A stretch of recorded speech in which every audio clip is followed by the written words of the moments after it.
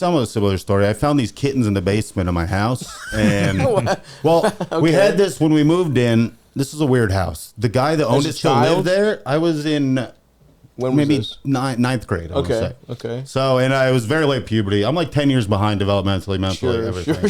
So let's say I was a child. Okay, so you're in ninth grade. And little ass dick, no pubes. Oh yeah, until I was 21. Pubes? No pubes, brother. You're 21. I have a pituitary gland disorder. I know that, but I didn't know. No, I thought maybe they'd sprout one or two. Brother, I would pray for pubes at night. I would sit there and be like, please.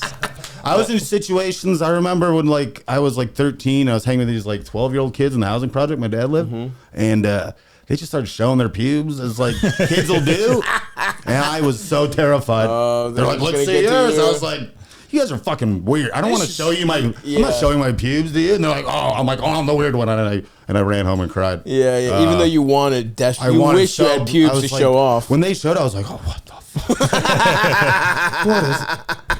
I didn't even know what pubes were. I was at a sleepover with my buddy when I was a little bit younger than that, and we went swimming, and his shorts fell down a little bit, and he had a huge red bush. Wow. And I was, in my head, I was just like, what the is he okay? I didn't know. I didn't bring it up. That's really when you learn a poker face at a young age. I had the exact same experience when I was 12, and the dudes were just showing bush, and I was like, well, I'm gonna go ride a razor scooter in the garage. That's that happened. I didn't. It was never. It was not a visual bush thing, but it was I was in 7th grade, or maybe I was in 6th grade. And a girl was telling a story about how she gave somebody head, and I had to pretend like I knew what head was. Of course. You know what I mean? I was like, yes, giving him head, sure. As one does. And then after she left, I was like, what's giving him head? I asked my friend, he was like, suck his dick. I was like, what? That guy got his dick sucked by her? Why didn't we ask to get our dick sucked if she's a fucking whore? I was immediately pissed off. I was like, I was talking to a girl who sucks dick. I'm 11 years old and I'm talking to a girl who sucks dick and you didn't fucking tell me. It was your Twilight Zone moment. There was time now. There was time. Holy shit. Oh, it pissed me off. It was the same with eating out. When we were in early middle school, we were like, what the fuck is eating out? What's being eaten? Yeah. You eat out of what? It's just pretending. I remember I didn't know it's 69 men, and somebody, I think Michael J. Fox said it in an award show. And I asked my brother what it meant. He wouldn't tell me. And God punished him. Yes. He was on top of the world. And then, but my brother, he didn't want to tell me. Finally, I was like, okay. He's like, a guy gets his dick sucked. I was like, yes I do. Of course. Of course I know about that. And he goes, all right, so it's 2 at a time. I was like, oh. So I thought it was only gay. Oh, so I remember I was a wrestling, Degeneration X would come out. Of course. In their jersey, it said 69. And I was like, I guess they're gay. I guess they'll suck each other's dicks. Yeah. Whatever. That's pretty acceptance. Cool. I became more accepting early on because I thought these guys were sucking each other's dicks. If DX were gay, dude, I would be gay. I would pretend to be gay for clout. We would have all tried. Yeah, they were so cool. You know how many teachers I told to suck it? I would have been sucking them. Yeah. Just sucking my history. Don't make me do it. Dick. I will drop the sex. Don't make. These kids won't stop sucking my dick.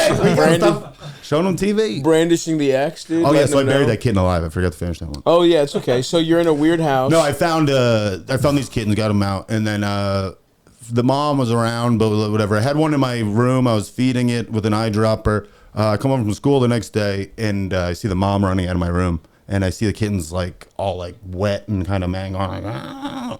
And I was like, oh no. And I go to my Uncle Randy, and I'm like, Uncle Randy, I think, what's going on? And he goes, that thing's gonna die. And he goes, you gotta bury it. Yeah. So I just sit there and wait for it to take his last breath and dig a hole, and then I put it in, and I'm burying it, and then from under the dirt, I hear oh my god! And dude. I freak out. I just start pounding the pile with a shovel.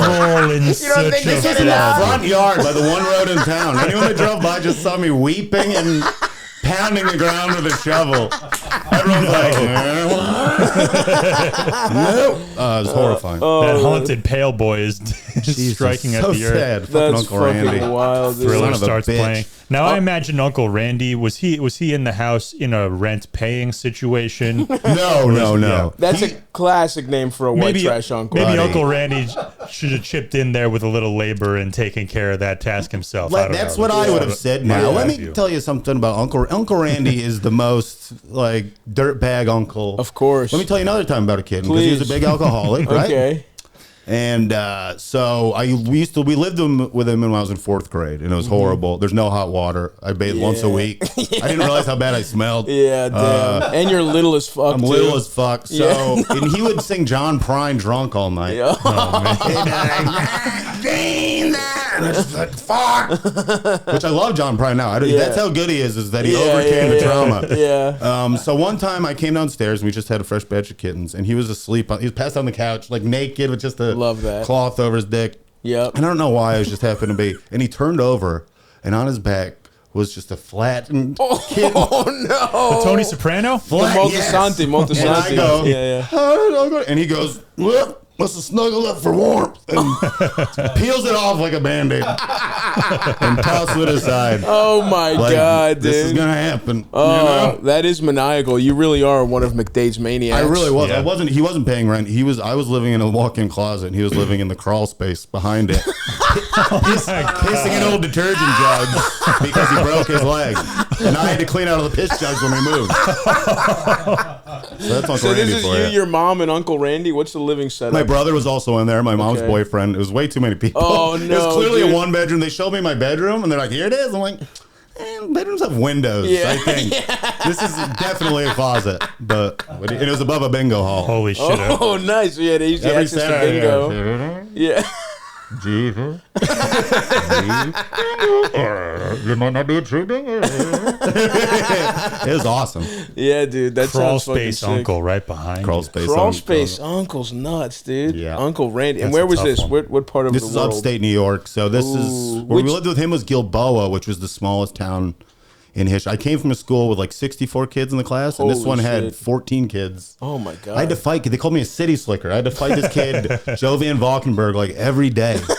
City slicker. I was like, are you insane? And the aides would just watch. I remember being on top of him, choking him, looking up at the woman. And I'm like, why is nobody stopping me? Every day I gotta fight this kid. Why was it just the one kid? He was just like he was the most annoying one. He was like the most white trash one. Because I'm white trash. Sure. But I didn't feel it when I was there. Sure. Like I didn't realize till I moved here. And everyone's like, what the fuck? Yeah, I was like, yeah. okay. But there I thought I was like I was sophisticated, even though I bathed once a week. High society over there. Yes. Yeah, I mean, that's the thing, because people think of New York, whatever. Oh my God. Upstate New York It's huge. is Mississippi. Alabama. It's yeah. It's fucking crazy how backwards it is. When I tell my talk on stage, because that's the thing, when I started stand-up, I didn't really think about telling any of these stories because they didn't seem interesting. I was like, everybody goes there. Yeah, well, yeah. And then I start talking about them, everyone's like, oh my God. And I was like, all right. But it is, people always think I'm like Southern and stuff. Sure. I'm like, there's white trash everywhere. You were doing show and tell with like 800 feet of copper wire. Oh my God. I did Uncle bring in a Randy show. found. They said bring in a food of your like nationality, and everybody's moms made them like nice meals. Oh, I remember. I brought in one pickle in a bag. Pickle in a bag! A Polish dill pickle. And not like a whole, it was a quartered one. I picked it up. I remember all the kids got being a like, bite mark in oh, and I it. remember the teachers being like, Jesus, fuck. This fucking kid, a pickle in a bag. I was so proud of it. I will say, though, that probably was way more representative of your upbringing. Absolutely. It's food you get at a gas station.